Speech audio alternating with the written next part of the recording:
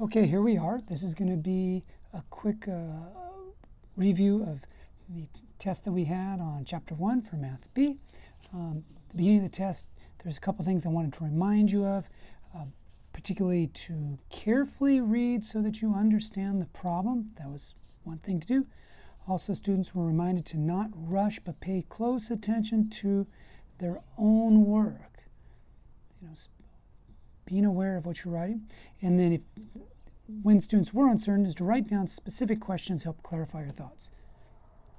Okay, with that in mind, let's look at some problems. So there's 2 points per problem, unless noted. So 1 point for the work, 1 point for the answer. Number 1, determine the unit rate. All right, so we want after a unit rate. Clearly state the rate with units. So that means I'm going to actually have to use whatever the numbers describe in my answer. Round to the nearest hundredth if necessary, or if required. So I have 420 miles in 5 hours. Well, I could write that as, so what I've got is miles per hour, or miles an hour. So I basically have 420 over 5. Now, all numbers that end in a 0 or 5 can be divided by 5. So this conveniently allows us to divide top and bottom by 5. 5 divided by 5 and the bottom will be 1. There's 20 nickels and a dollar, so I know if I have $4, that's going to be 80 nickels plus another 20 left over, another 20 cents left over, so it should be 84. But let's go ahead and do it. How many 5s go into 4? None, or 0. How many 5s go into 42? 8. 8 times 5 is 40. 42 minus 40 is 2. I bring down this 0. Then I ask how many 5s go into 20? Well, 4 go into. 4 times 5 is 20. And I subtract. And I'm at the end of the problem because it means 0. So my quotient here is 84. So my unit rate here is 84 miles. Oops, not dollars. Miles per hour. No, sorry about that. My writing got a little sloppy there, didn't it? But 84 miles per hour. Sorry about that. Second problem. I have to simplify completely. So it means I have to reduce it down as far as I can go. So I have, it's a fraction divided by a fraction. So I can simply write this as 12 divided by 15 over 20. That's 12 over 1. And if I remember keep, change, flip as my process to divide by a fraction, I'll have 12 over 1 times, I have to flip this, 20 over 15. So if I do that, 12 times 20, well, 12 times 2 is 24. With a 0 added is 240. 1 times 5 is 15. Again, I can divide both these by 5 because this ends in a 5 and this ends in a 0. So let me do that. Now, that means on the bottom I have 3 and 24. Let's see.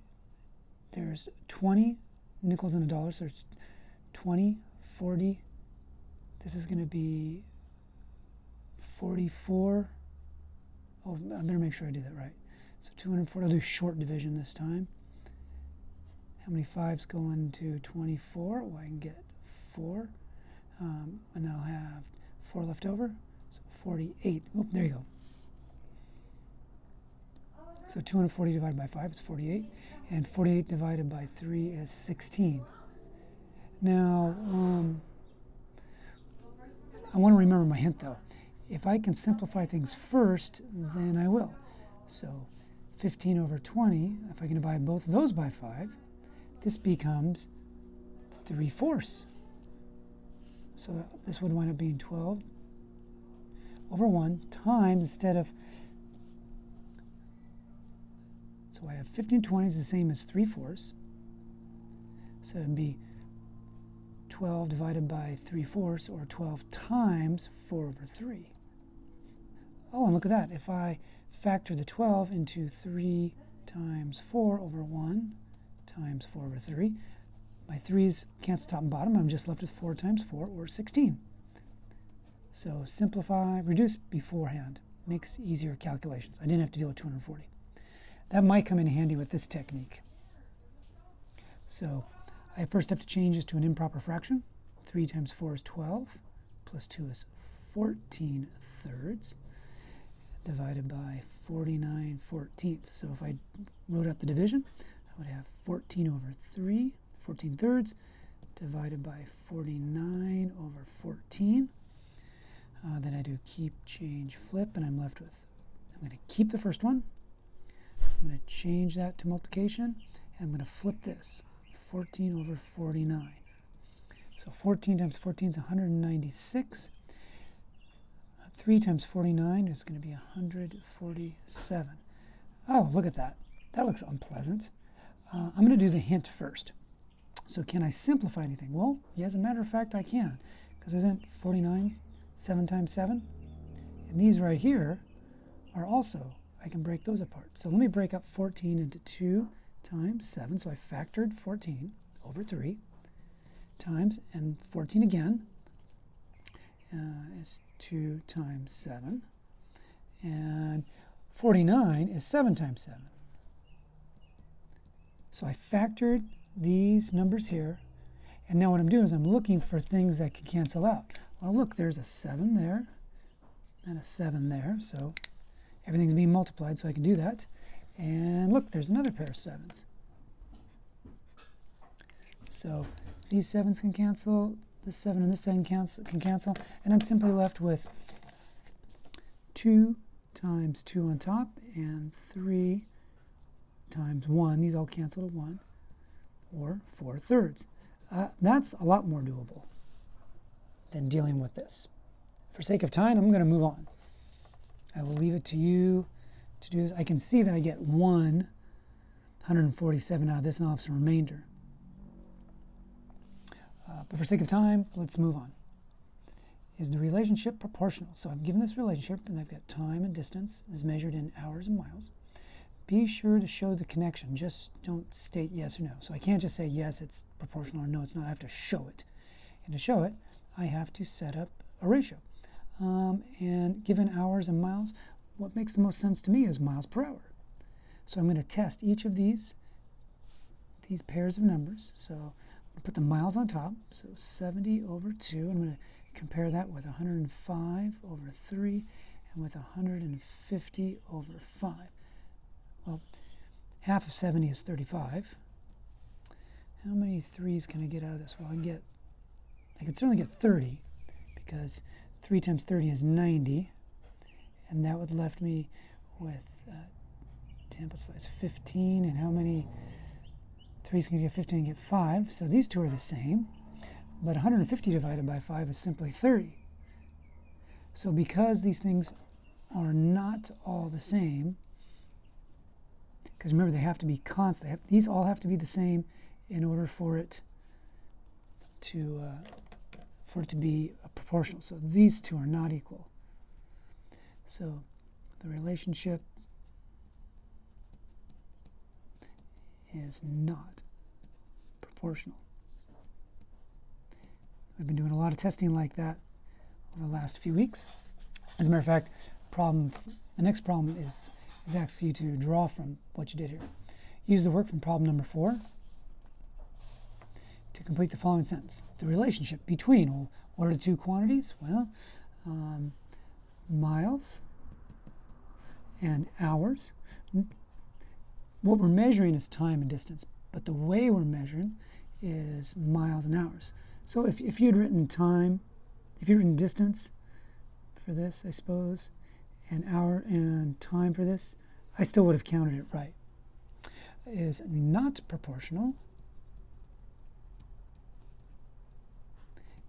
because the ratio, and which ratio? Well, that's the ratio of miles per hour,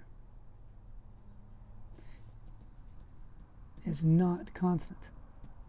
Notice that I wrote it in words because I had 3 different ratios here that I tested, and I didn't want to put specific numbers down here. I just wanted to state this is the ratio I checked, miles per hour. Okay, problem 6. Convert the given rate into the rate indicated. Full credit must show the unit rates in your work. So remember, unit rates are rates where we have equivalent amounts of things. So I need to go from yards to feet and hours to minutes. Well, we know that 1 yard equals 3 feet, and 60 minutes equals 1 hour. So I'm going to use this to set up my unit rates.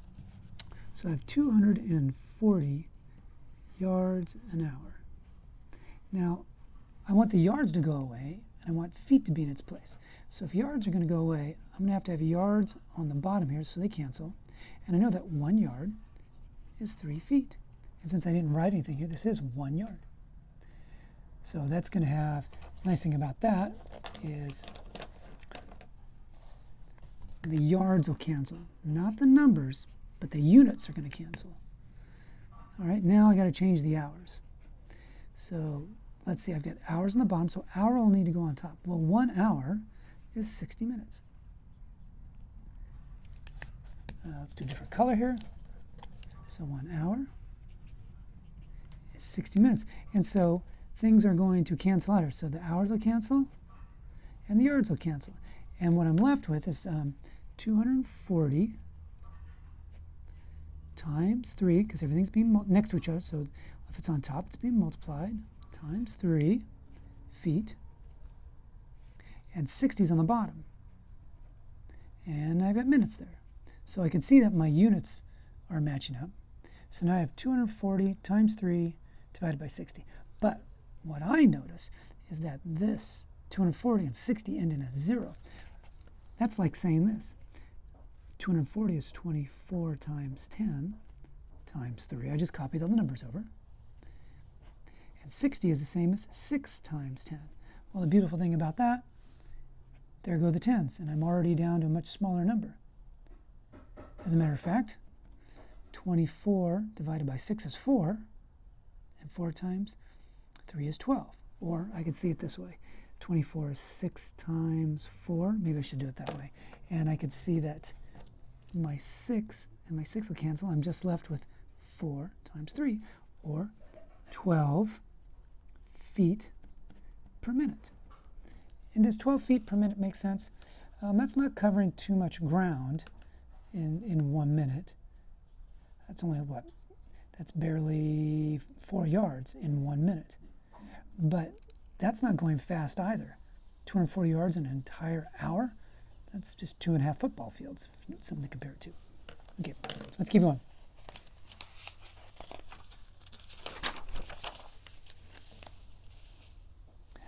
The table below shows how much Joe saved after 3 weeks. Plot the data showing how much Joe saved. Let's see, well, it's weeks here, and I know it's weeks here, so this is my X data, right? And amount saved is my Y data. So this is the point 180. This is going to be the point 290, and this will be the point 3100. So let's plot it.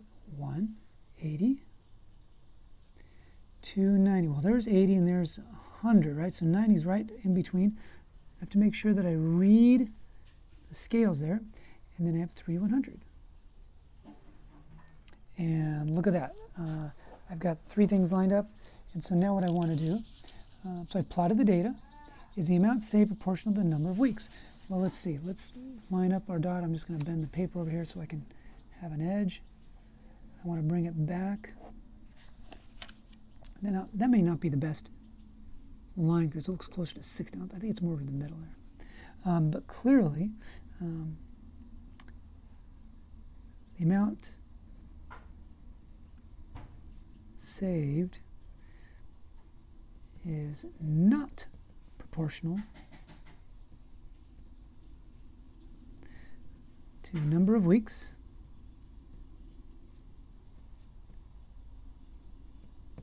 the graph does not go through 0, 0, right?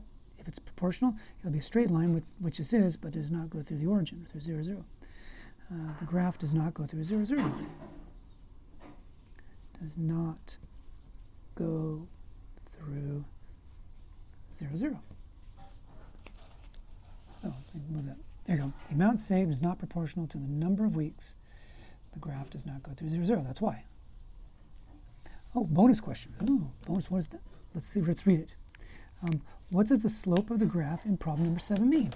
Well, here's problem number 7, right? Well, what is slope? Slope is just simply the rise over run. So slope, let's just remind ourselves, slope, it's the rise over run. It's the change in y over the change in x. There's these different ways we say it. But what it is, it's what is on the y-axis? Well, on the stuff on the y-axis is the amount saved. And on the x-axis, that's the number of weeks. So there's different ways this could be said.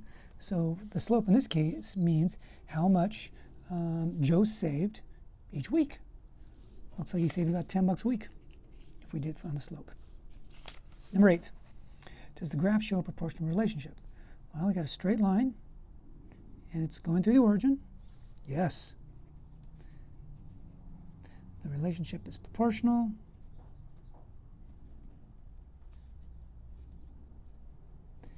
The relation is proportional. Too bad these words aren't shorter.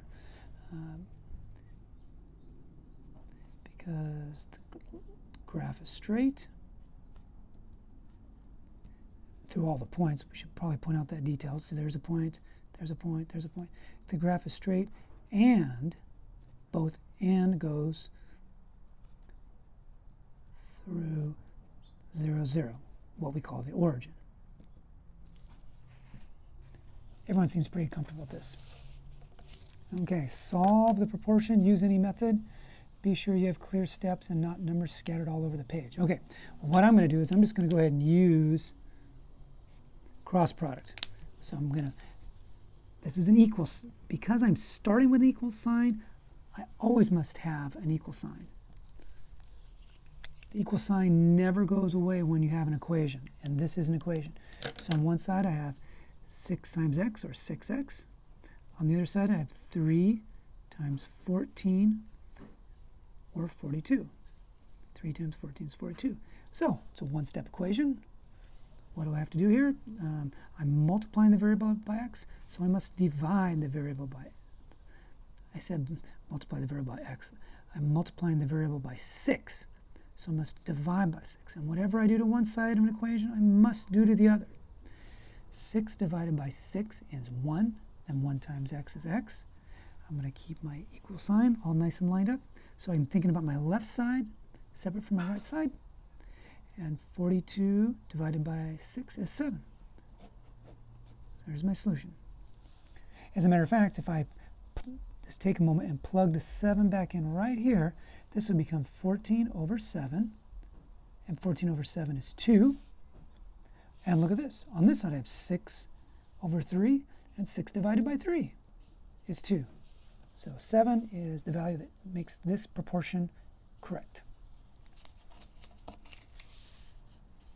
Number 10, solve the product, use the cross product. So now you definitely have to show the cross product. Be sure to have clear steps and not numbers scattered. Don't forget the hint. Ooh, what hint was that? Oh yeah, reduce first. We will do that this time. Reduce first. So can I reduce anything here? Well, yeah, look at that. 24 and 32 can both be divided by 8. And so really this thing just becomes x over 12 equals, so 24 divided by 8 is 3. 32 divided by 8 is 4. Oh, that's much nicer, because look what I would have had without that. Look what I'd have had. I would have had 32x, right? That would have been 32x. Let me highlight that. On that side of the equation. And that would have been equal to 12 times 24. Ooh. Instead, I have x times 4, which is 4x, is going to be equal to 3 times 12, or 36. Oh my, that's a much more friendly equation to do. I like that. So I'm multiplying the variable by 4. I must divide it by 4. And if I divide this side by 4, I must divide this side by 4. 4 divided by 4 is 1. 1 times x is x. X equals, see on the right side I have 36 divided by 4. 36 divided by 4 is 9. That was much more doable than this. I mean, think about this. This would have been 32x is equal to 288. I have to divide both sides by 32. Oh, what would you rather do? Sign me up for this one. Okay, the graph shows how much Kyle and Mia saved. There's Kyle's graph, there's Mia's graph. What is the slope of Kyle's graph? Well, let's see, what points can I use? I want to find 2 points. I want to find points I can use easily.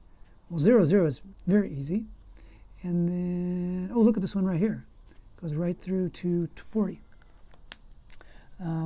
So that'd be Kyle. So let's do, so Kyle, his change in y is from 0 to 40. So 40 minus 0, that's the change. And in the y direction, remember slope, let's write this down. It's the change in y over the change in x, right? It's the change in the up and down over the change in the left and right. And then from here to here, it's from 2 minus 0.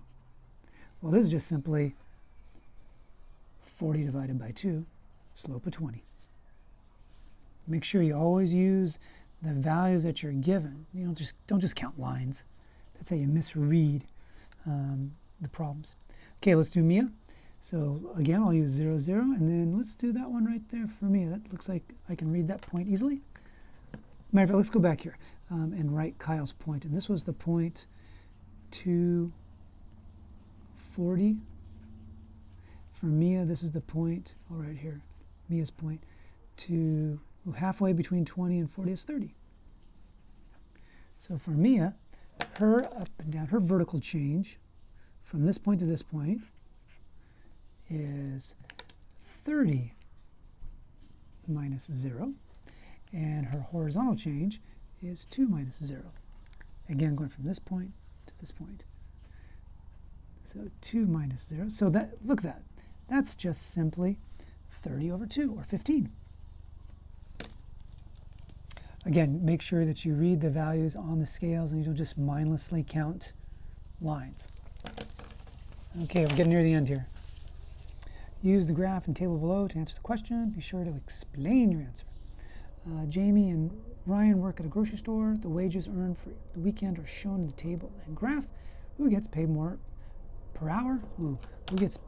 That's our question, right? Who gets paid more per hour? Sounds like a rate to me. So we have dollars per hour. And look at this. Let's start with Jamie here. We've got dollars and we got hours. So between here and here is 8.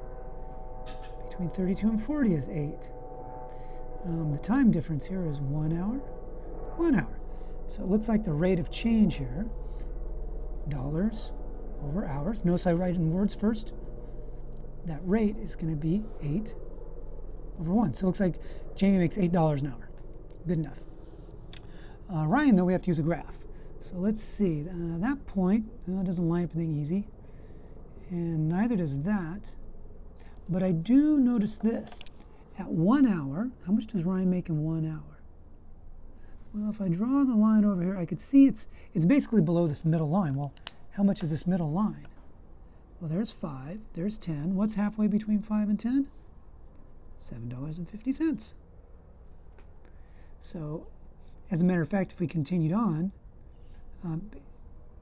you can see it's less than 15. So he makes less than 15 for 2 hours, and for 3 hours, he's making less than, just a little more than 20, where Jamie's making almost $25. So we can see here that Ryan makes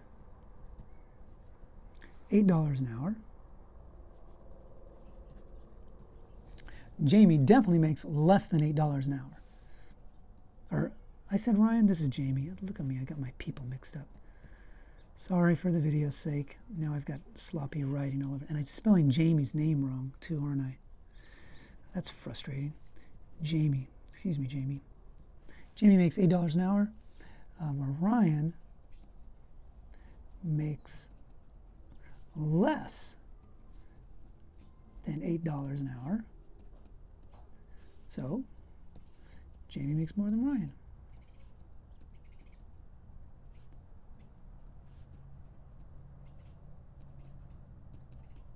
Jamie makes more than Ryan.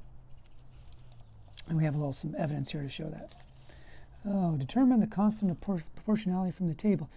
This is just another name for things that are like the constant of variation.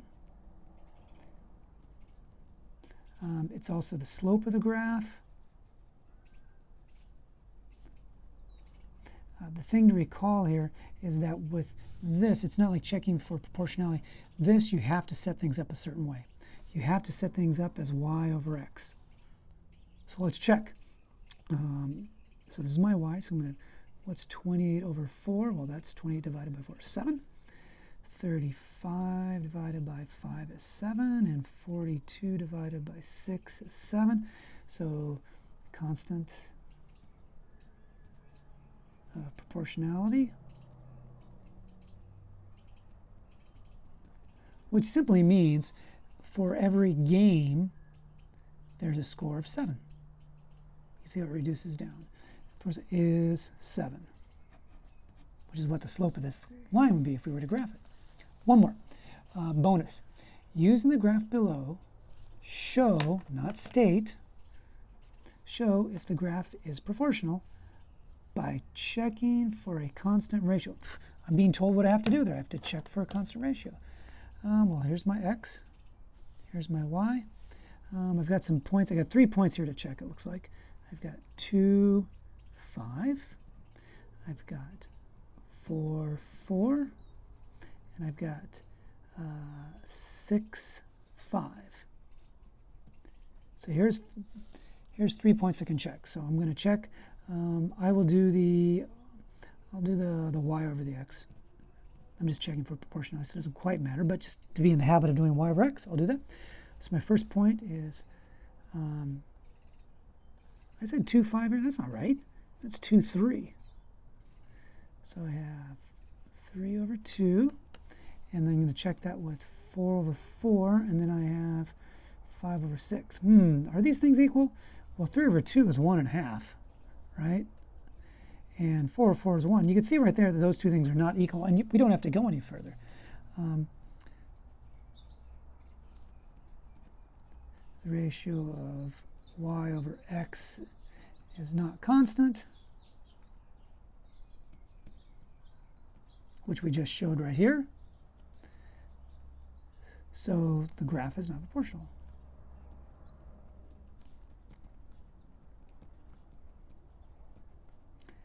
The graph may have a slope, and it certainly does, but just because it's a slope doesn't mean that the relationship between the two quantities is proportional. Well, I hope this helps. Ooh, this has been quite a long video. I've never recorded one this long.